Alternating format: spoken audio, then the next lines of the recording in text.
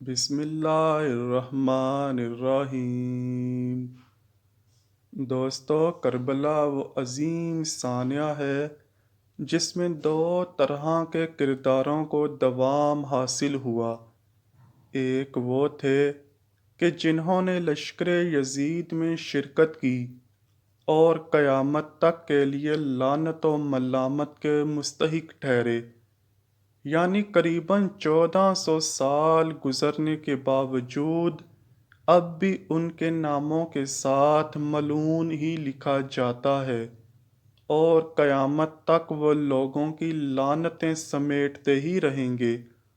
دوسری طرف وہ تھے کہ جنہوں نے نواسۂ پیغمبر خدا حضرت امام حسین رضی اللہ تعالی عنہ کے لشکر میں شمولیت اختیار کی اور قیامت تک کے لیے امر ہو گئے۔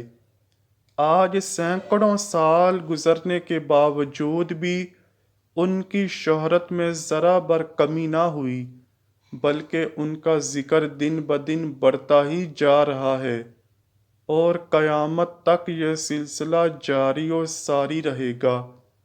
لشکر حسینی میں اگر نظر دوڑائی جائے تو خاندان اہل بیت کے علاوہ دیگر شہدائے کربلا میں ہمیں اطرت رسول صلی اللہ علیہ وآلہ وسلم کے دفاع میں اپنی جان کا نذرانہ پیش کرنے والوں میں بڑے بڑے نام نظر آتے ہیں، لیکن ان میں ایک ایسی شخصیت بھی موجود تھی کہ جن کو صحابیت رسول صلی اللہ علیہ وآلہ وسلم ہونے کا بھی شرف حاصل تھا۔ وہ صحابی رسول کون تھے؟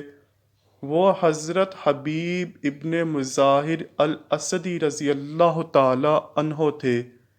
آپ قبیلہ بنو اسد سے تعلق رکھتے تھے اور جب کربلا کے میدان میں آپ کی شہادت ہوئی تو آپ کی عمر 80 یا 83 سال تھی۔ آپ ہجرت سے 13 سال پہلے یمن کے قبیلہ بنو اسد میں پیدا ہوئے اور 9 ہجری میں مدینہ منورہ تشریف لے آئے اور وہیں مستقل سکونت اختیار کر لی۔ آپ کو رسول اللہ صلی اللہ علیہ وآلہ وسلم اور حضرت سیدنا امیر المؤمنین علی کرم اللہ تعالی وجہ الکریم سے بے پناہ محبت تھی۔ آپ مرد عابد و پارسا تھے، تقوی اور حدود الہیہ کی رعایت کرنے والے حافظ قرآن اور ہر شب عبادات و مناجات کرنے والے تھے۔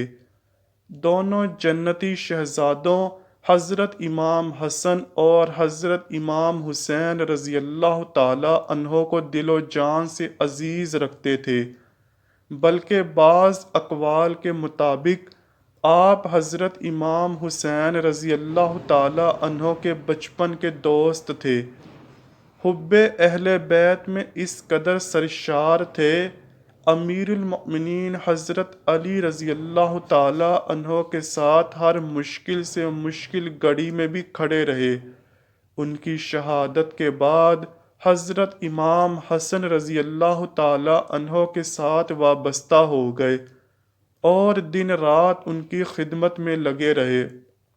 اس کے بعد جب حضرت امام حسین رضی اللہ تعالیٰ عنہ کا دور آیا، ان کے ساتھ بھی وابستہ ہو گئے اور دل و جان سے ان کی خدمت کے لیے حاضر رہے۔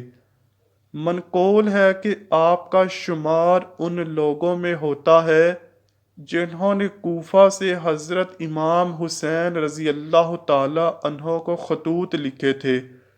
یہاں یہ بات ہم واضح کرتے چلیں، حضرت حبیب ابن مظاہر امیر المؤمنین حضرت علی رضی اللہ تعالی عنہ کے ساتھ ہی مدینہ سے کوفہ منتقل ہو گئے تھے۔ چنانچہ جب حضرت معاویہ بن ابی سفیان کی وفات ہوئی اور یزید مسند خلافت پر متمکن ہوا تو حضرت حبیب ابن مظاہر اور دیگر کوفہ کے اکابرین نے یزید کی بیعت سے انکار کر دیا اور حضرت امام حسین رضی اللہ تعالی عنہ کو خط لکھا کہ آپ امویوں کے خلاف قیام کی دعوت دیں۔ ہم لوگ آپ کے ساتھ ہیں اور ہر لمحہ آپ کی مدد و نصرت کے لیے تیار ہیں۔ یہ خط اور اس کے علاوہ درجنوں خطوط ملنے کے بعد حضرت امام حسین رضی اللہ تعالیٰ عنہ نے حضرت مسلم بن عقیل کو کوفہ روانہ فرمایا۔ حضرت مسلم بن عقیل جب کوفہ پہنچے تو حضرت حبیب ابن مظاہر اور آپ کے ہمراہ دیگر اکابرین کوفہ نے ان کو خوش آمدید کہا اور خفیہ طور پر لوگوں سے آپ کے لیے بیعت لینے لگے۔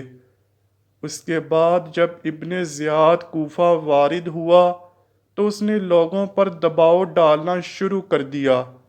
الغرض کوفہ کے ہزاروں لوگوں نے حضرت مسلم بن عقیل کا ساتھ چھوڑ کر بیعت توڑ دی، مگر حضرت حبیب بن مظاہر اپنی بیعت پر قائم رہے اور بیعت توڑنا کسی صورت قبول نہ کیا۔ اس صورتحال میں قبیلہ بنو اسد کے لوگوں نے ابن زیاد ملعون سے حضرت حبیب ابن مظاہر کو بچانے کے لیے روپوش کرا دیا، لیکن جب حضرت حبیب ابن مظاہر کو یہ خبر ملی کہ حضرت امام حسین رضی اللہ تعالیٰ عنہ اپنے خاندان کے ہمراہ کربلا کے مقام پر پڑاؤ کیے ہوئے ہیں اور لشکر یزید نے آپ کو گھیر رکھا ہے، تو آپ چھپتے چھپاتے کربلا کی طرف روانہ ہو گئے۔ یہ سفر آپ نے کیسے کیا، اس کے بارے میں مورخین لکھتے ہیں آپ ابن زیاد کے جاسوسوں سے بچنے کے لیے دن بھر چھپتے رہے اور رات کو سفر کیا کرتے تھے۔ بس اسی طرح سفر کرتے ہوئے آپ 7 محرم الحرام کو حضرت امام حسین رضی اللہ تعالیٰ عنہ سے جا ملے۔ آپ نے ایک کربلا پہنچتے ہی یہ بات نوٹ کی کہ حضرت امام حسین رضی اللہ تعالیٰ عنہ کے ساتھ ساتھیوں کی تعداد بہت کم ہے، جبکہ ان کے مقابلے میں یزیدیوں کی تعداد بہت زیادہ ہے۔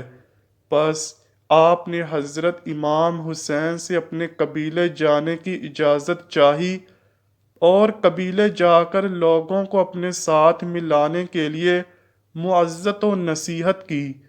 آپ کی اس کوشش سے قبیلہ بنو اسد کے بہت سے جنگجو آپ کے ساتھ روانہ ہونے کے لیے تیار ہو گئے، لیکن عمر ابن سعد کو جب اس کی خبر ہوئی تو اس ملعون نے اپنا ایک لشکر ان کی طرف روانہ کیا، جس نے قبیلہ بنو اسد کے بہت سے لوگوں کو شہید کر دیا اور بقیہ لوگوں کو گرفتار کر لیا یا واپس بھیج دیا۔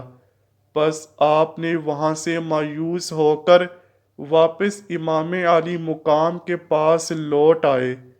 اس کے بعد جب روز عاشور لڑائی شروع ہوئی تو باوجود کہ حضرت حبیب ابن مظاہر عمر رسیدہ تھے، لیکن آپ نے جس جواں مردی کے ساتھ یزیدیوں کے سر قلم کیے اس کی مثال نہیں ملتی۔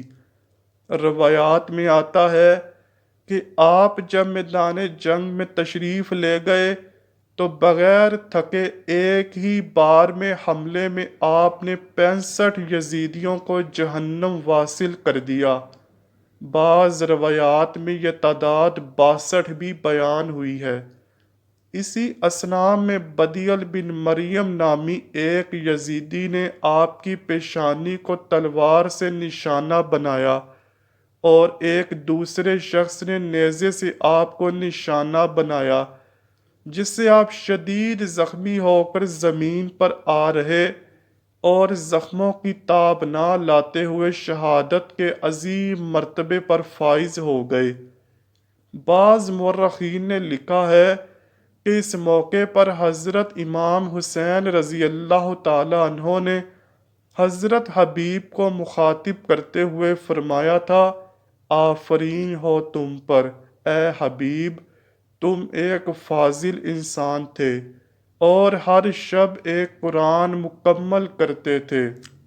دوستو، حضرت حبیب ابن مظاہر کی صحابیت کے بارے میں بعض مورخین میں اختلاف بھی پایا جاتا ہے، جیسا کہ حافظ ابن حجر عسقلانی اور ابن قلبی نے کہا ہے کہ آپ کو رسول اللہ صلی اللہ علیہ وآلہ وسلم کی صحبت کی سعادت نصیب ہوئی، لیکن صاحب الاستیاب اور اسد الغابہ نے آپ کو رسول اللہ صلی اللہ علیہ وآلہ وسلم کے صحابہ میں شمار نہیں کیا۔ بہرحال آپ شہدائے کربلا میں سے تھے اور خاندان اہل بیت کے دفاع میں جان قربان کرنے والوں میں سے تھے۔ اللہ کی آپ پر رحمت اور سلامتی ہو، اور آپ کے ذکر خیر کی بدولت اللہ کریم ہمیں بھی آل رسول صلی اللہ علیہ وآلہ وسلم کی پکی اور سچی محبت اور غلامی عطا فرمائے، آمین یا رب العالمین۔ امید کرتا ہوں کہ آپ کو ویڈیو ضرور پسند آئی ہوگی۔ اگر ویڈیو پسند آئی ہے تو ویڈیو کو لائک کیجئے، شیئر کیجئے اور چینل کو لازمی سبسکرائب کیجئے۔ ملتے ہیں اگلی ویڈیو میں، تب تک کے لیے اللہ حافظ۔